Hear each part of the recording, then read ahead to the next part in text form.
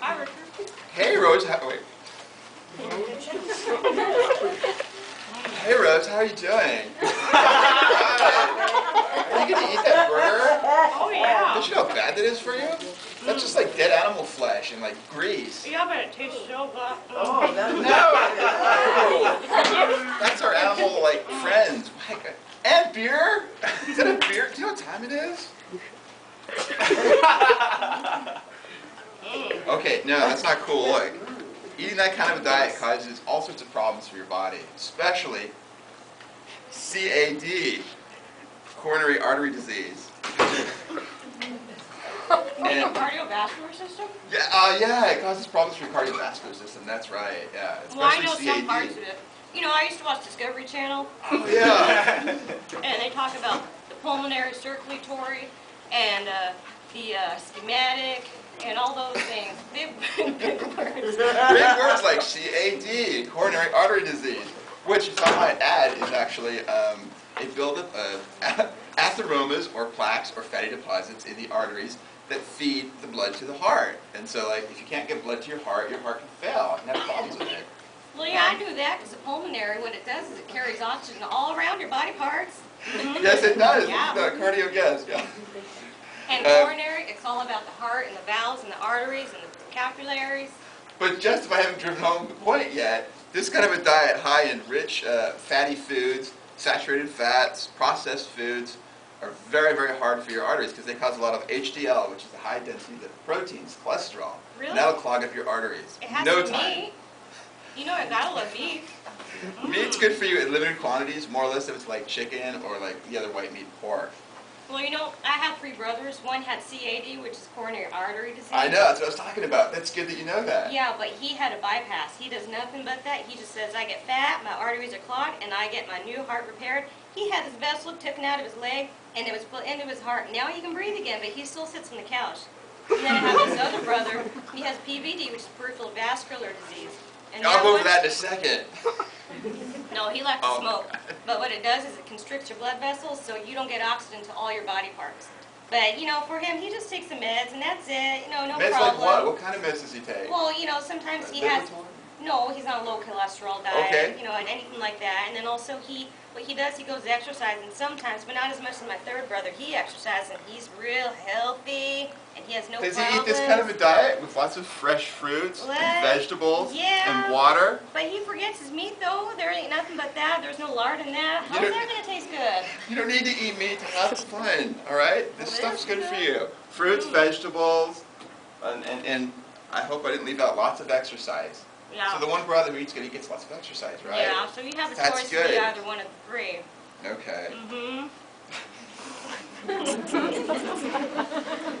You were talking about your brothers. They're all dudes, but are there any like other things that would like make these diseases race, Well- gender, something like that specific? You know what? What? I guess it is high in men. 1 out of 4 men in the U.S. die from this each year. It's not good for them. Oh But my women, God. it hits them too. It's #1 killer, like heart disease. That's not good. And also, you know, there's 28% of them are whites, and then the next percentage down is black. So all you whites, you gotta watch out. It's not good for you. Bad. It's big statistics right here. I was just going to mention, just because I'm up here, and like you seem so interested, some of the other systems that are affected by these problems, like CAD, because it like takes away from the tissues, the fluids going to your like other tissues, it screws that up, like the lymph returns, stuff like that. Then you might get like swelling your ankles, edema, and like swelling your extremities. Especially with that, the other one, PVD, the peripheral vascular disease. Yeah, that that's can cause bad. like swelling. Well, some people for that, they use some therapies. They put stockings on their legs and it helps keep Alright. circulation. But if you don't do that, you can end up with gangrene. It eats up your leg. It falls off because there's no oxygen going to that. Your arteries are struggling, and then what can happen from that? You can also have a heart attack. I heard about it. I know. Oh my God. You know, myocardial infarction. Yeah. And also because of the decreased blood flow, you can get like ulcers, bed sores. We all know what those are, bed sores. Wounds on your legs and even your fingers and stuff, they just won't heal. That's why they have to like cut them off. Yeah. Like your finger, your toe, sometimes even more. So you gotta really take care of yourself. Well, see, because you're an older person. Yeah, you I gotta watch am, out. yeah. You're getting closer. Yeah. See, once you reach for women, when you're 45, Yeah. You have higher risk, especially if it's hereditary. And if you're 55 for a man, you're doomed. You better watch out. You know, some guys die with no symptoms. Half of men that have this disease, they have no symptoms at all. You need to They're watch. asymptomatic. Yeah, that's why you need regular doctor visits, blood pressure checks. They do the echocardiogram right there. And if you pull over, you know, you're going to keep. It's a silent killer. It's Kyle, yeah, they're going to have to do CPR, and then they need to do like the automated defibrillation, the external one, you know, not the internal, because that's not going to work. Your heart's already not pumping.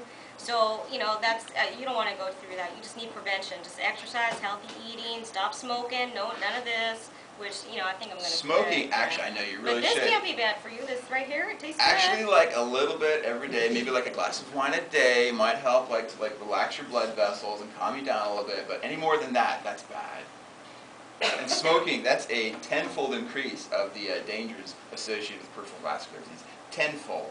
So you That's a mean, lie. my brother was right. He has CAD, but he ended up with atherosclerosis because he was drinking a lot of alcohol, and it just hardened his arteries. Yeah. What happens, it hardens and it narrows, and then you don't get any blood flowing through. So when it clogs, that's when you end up having another heart attack, and then you kill over too. Yeah, it blocks it up, and then, you know, the heart, it's going to like have tissue death, and then like the heart takes a long time to heal back up.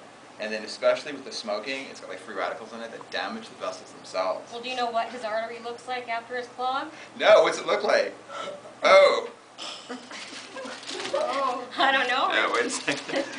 What's it look like, Richard? Well, this is probably what it would look like before. Kind of a nice open, it's got like a big lumen here for all the blood to flow. All right, this is an artery. And by the way, just so you know, like coronary artery disease and peripheral vascular disease, which are both like plaques and atheromas and like, you know, cholesterol and that kind of stuff, it only affects your arteries. It doesn't affect your veins. That's why when they do the repairs, the bypasses, they'll take the veins from your legs and they'll function just like an artery in your heart. But you have to keep prevention, because if you don't brush your teeth or floss, all that bacteria inside your gums are going to inflame. It goes into your bloodstream and it gets stuck in your heart, and that causes fatty tissues, you know, and stuff buildup in there too. And then, you know, that will also cause not just unhealthy eating, but it's also cleanliness with your body. Oh, and just want to throw in there actually, if you have some like blockages and buildups in your arteries, your immune system will attack it with its own white blood cells, and that leaves like residue and dead white blood cells, and those will also like accumulate on the plaque in addition to the fatty stuff that's already there, and can cause inflammation. Well, that one's clear, and what's that one right there? This one is clear. This is great. This is like a diet, as I said before, with healthy foods. So that's vital what your foods heart that are looks good like, for you. You eat healthy. Uh-huh. That's what my heart looks like. It's sad. Your artery. Yeah, totally artery. Yeah, the one that's still open. And also this would also be a diet, a lifestyle full of like lots of exercise as much as you can. All right, lots of water. No smoking. No You don't want smoking. constriction. You want complete circulation. Don't overdo the drinking. Okay. Drugs. You know, all this. Anything that's bad for your body in general is definitely gonna be bad for your arteries. Oh my God! Look at that. Ooh. What is that? That's ugly. It smells kind of good, but it's actually really bad. This is an atheroma or a plaque or a fatty deposit. And once those get in there, it's really hard to get them out. I mean, sometimes they can go in and they can do like what?